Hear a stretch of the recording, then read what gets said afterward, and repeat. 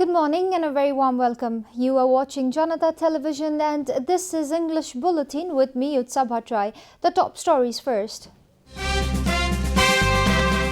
NCP leaders raise issue of Indo-Pacific strategy at standing committee meeting. Leaders demand intense discussion before presenting it in the parliament. Nepali Congress meeting postponed yet again. Leaders to meet tomorrow.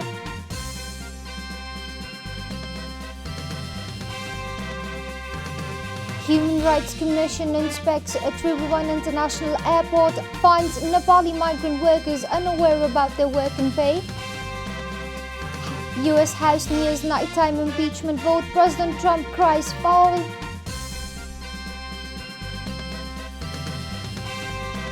And Liverpool into finals of Club World Cup will face South American champions Flamengo for the title.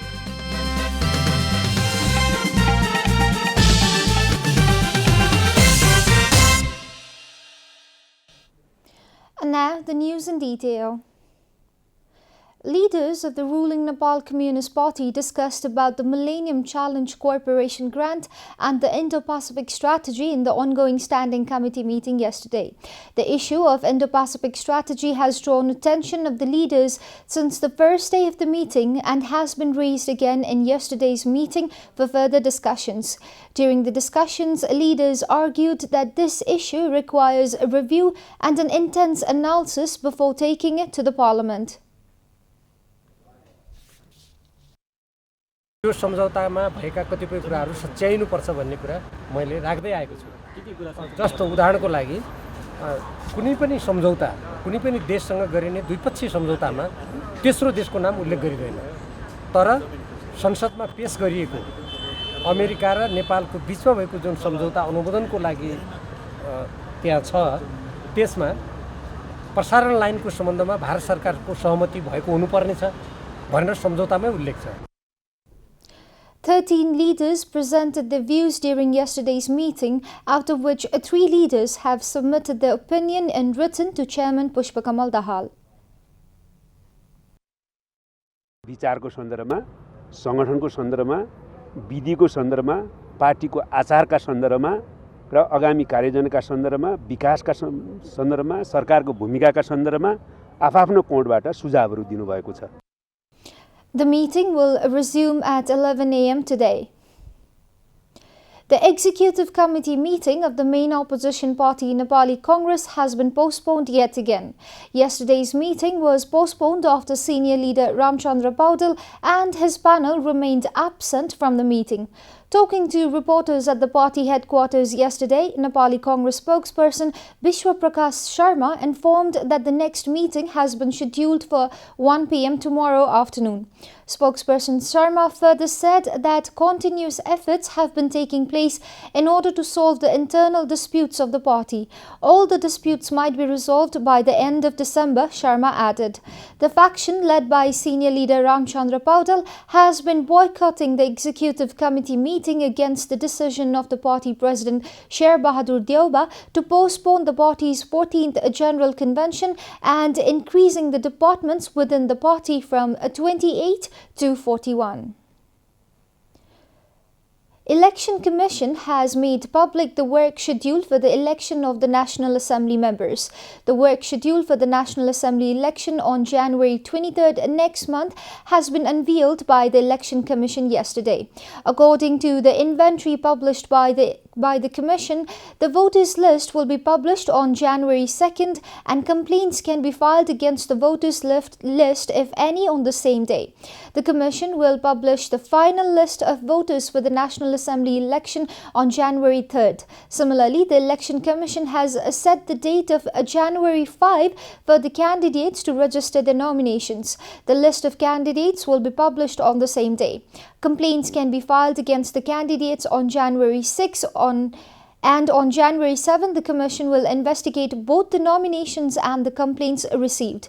The Commission will publish the list of candidates on January 8. Candidates can withdraw their nominations on January 9. The Commission will then publish the final list of candidates on January 10. The candidates will get election symbol on the same day. On January 23rd, voting will take place from 10 a.m. in the morning till 4 in the afternoon. The counting of vote will take place after 4 p.m. This is Janata Bulletin. We'll be right back after a short break.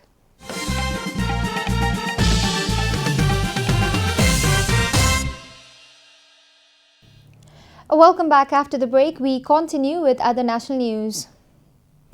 Nepali migrant workers leaving for foreign employment have been complaining of never being aware of the kind of work the company and the remuneration decided for them. A report.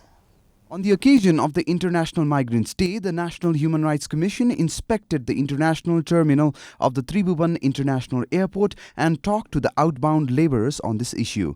The inspection concluded that the people going for foreign employment had no idea of the company they would be working for, the kind of work they would be doing, no knowledge of the language spoken in the destination country, and had no reliable contacts in case of problems. The migrant workers also talked about how they still have to pay more than 10,000 rupees even though the work is advertised under free visa and free ticket scheme. तलब चाहिँ यति हुन्छ भन्ने उनीहरूले मौखिक भन्न सके तर contract paper हेरौँ न भन्दा कन्ट्र्याक्ट पेपर छैन त्यो एउटा समस्या यथावत देखियो र अनि खास गरी महिलाहरूलाई के कामको लागि जाँदैछौँ भन्ने बारेमा जानकारी पाएन धेरै महिलाहरूलाई अनि फ्री भिसा फ्री टिकटको कुरा भए पनि केही मान्छेहरू चाहिँ अझै 10,000 भन्दा बढी पैसा तिरेर गएको पनि हामीले भेट्यौँ अहिले कुराकानी गर्दाखेरि.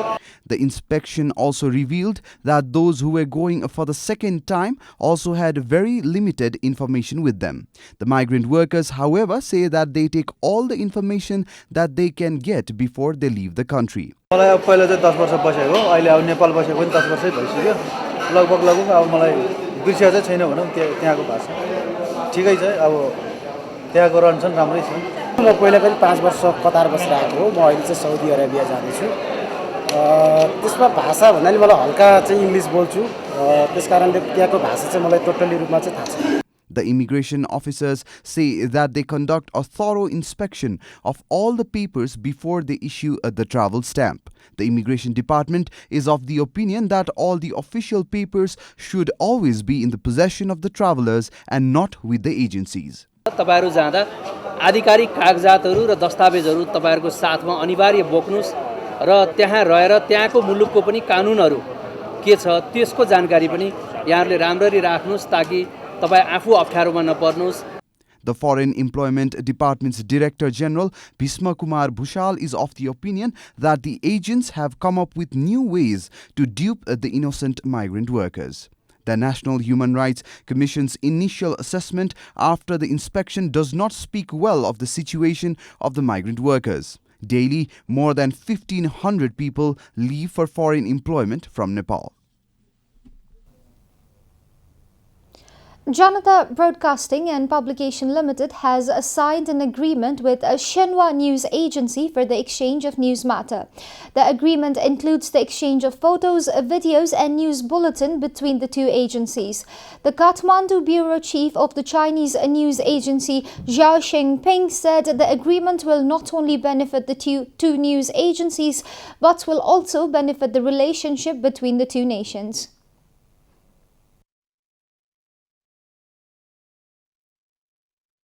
It is not only the cooperation between two media. It's also, a cooperation between our two countries. Yeah. I think so. Today is a very meaningful day. The agreement paper was signed by a Deputy General Manager of Janata Broadcasting and Publication Limited, Madhav Karki, and the Kathmandu bureau chief of the agency, Zhao Shengping. The ruling Nepal Communist Party has decided for an alliance with the Rashtriya Janata Party Nepal for the National Assembly election. Top leaders of the two parties agreed to share the seats between them during a meeting at the Prime Minister's residence in Balwatar yesterday. As per the agreement, out of 4 seats in the upper house from Province 2, RJPN will get 2 seats and NCP will get 2 remaining seats. The two parties will support each other in the election. The two parties have agreed to forge consensus on other political issues as well. The agreement was signed by NCP co-chairman KP Sharma Oli and Pushpa Kamal Dahal and RJPN chairman Rajendra Mahato. And now the news from Economic Front.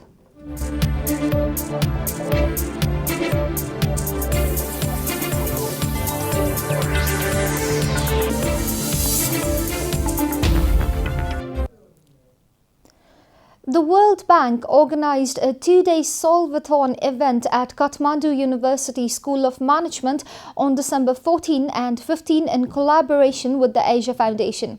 According to the World Bank, the first of its kind event brought together data scientists, programmers, developers, researchers and professionals with diverse backgrounds and provided them a platform to work collaboratively on data-driven projects to tackle development challenges. The World Bank said in a statement that the participants tackled issues such as air pollution, tourism and women's access to finance. They also came up with solutions such as oustabouts to communicate air quality and precautionary actions, a dashboard to visualize tourism data, and an app-based budgeting tool for women, statement added. The program received over 100 entries while a total of 55 participants and 14 mentors participated in the event. Each team was provided with an opportunity to submit their detailed proposals and receive funding from the program to further develop their prototypes. The World Bank said that the event was held with support from UK aid. Time for a short break here at Janata Bulletin. Stay tuned for international news.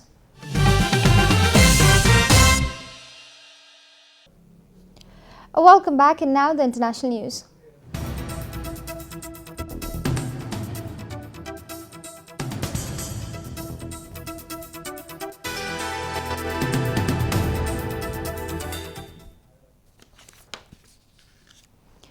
Worldwide, the number of men using traditional tobacco products has finally started to decline, the Associated Press reported. 4 out of 5 tobacco users globally are men, so a decline among males mark a turning point in the fight against tobacco, Dr. Tedros Adhanom Ghebreyesus, head of the World Health Organization, said in a statement today. The agency's new report covers an array of tobacco use, including cigarettes, cigars and chewing tobacco. But the World Health Organization did not count electronic cigarettes as tobacco products, and officials could not say what impact the growing popularity of vaping devices has had in diverting people from traditional smoking. WHO officials said they plan to release a report on e-cigarette use early next year. Researchers previously reported a decline in male and female smoking rates internationally, but the drop wasn't enough to offset the growth in the world population. That appears to have changed last year, the agency said, and the WHO now estimates the number of male tobacco users will decline by more than 1 million next year and by 5 million by 2025. The agency said the decline is driven mainly by a decrease in the number of males who exclusively use smokeless tobaccos. You are watching Janata Bulletin, and now the latest from the world of sports.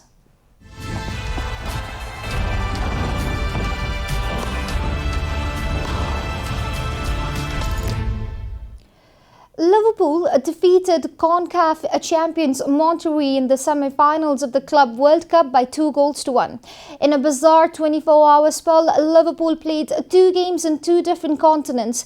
They lost to Aston Villa on Tuesday in their Carabao Cup match, where they fielded their second side and have now won their semi-final tie in Qatar with their senior side. The match was played in the Khalifa International Stadium in Qatar. Naby Keita for Liverpool opened their scoring in the 11th minute, but Monterrey replied with an immediate comeback through Funes Mori in the 14th minute. The deciding goal was scored by Roberto Firmino in the 91st minute, ending the game 2-1 in the favour of the English side. Liverpool will now face Brazilian side Flamengo FC, who defeated AFC champions Al Hilal in their semi-final match. The final will be played on Saturday. Barcelona and Real Madrid played out a goalless and a largely uneventful El Clasico at Nou Camp. Gareth Bale's disallowed goal was the closest either side came to scoring. The result sees defending champions Barca stay top of La Liga with Real second on goal difference. Both clubs are 5 points clear from third-placed Sevilla, who lost to Villarreal on Sunday. The 179th La Liga meeting between these two sides was originally scheduled for October 26, but was postponed because of fears of civil unrest in Catalonia. There were several thousand Catalan independence protesters who had gathered around Camp Nou, but their presence did not put any doubt on the fixture. Real Madrid will now play Atletico Bilbao as Barcelona host Alves in the week in future. Holders Manchester City have been drawn against local rivals Manchester United in the English Football League club, also called the Carabao Cup semi-finals. Leicester City will take on Aston Villa in the other last four clash, with the ties to be played over 2 legs on January 6 and 27. Manchester United and Leicester will be at home in the first legs. Manchester City beat a League One team Oxford United by 3-1 on Wednesday, while Manchester United overcame a League Two team Colchester United 3-0. Leicester City, who won the competition in 1999-2000, beat Everton 4-1 penalties after a 2-2 draw at Goodison Park. Aston Villa, who reached the semi-finals for the first time since 2012-2013, beat a youthful Liverpool by 5-0 on Tuesday. We are at the end of Janata Bulletin and the headlines once again. NCP leaders raise issues of Indo-Pacific strategy at the Standing Committee meeting. Leaders demand intense discussion before presenting it in the Parliament. Nepali Congress meeting postponed yet again. Leaders to meet tomorrow.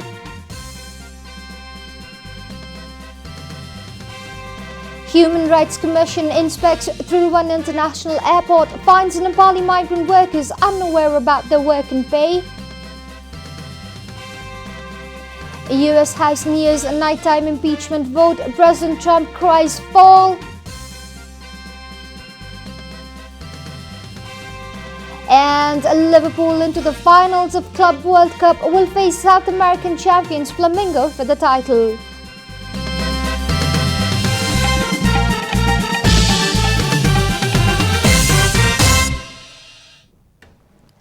And that's all from the English News Desk for today. You can follow Janata Television and our programs on various social media platforms, including on our website janatasamachar.com. Keep watching Janata Television. Namaste.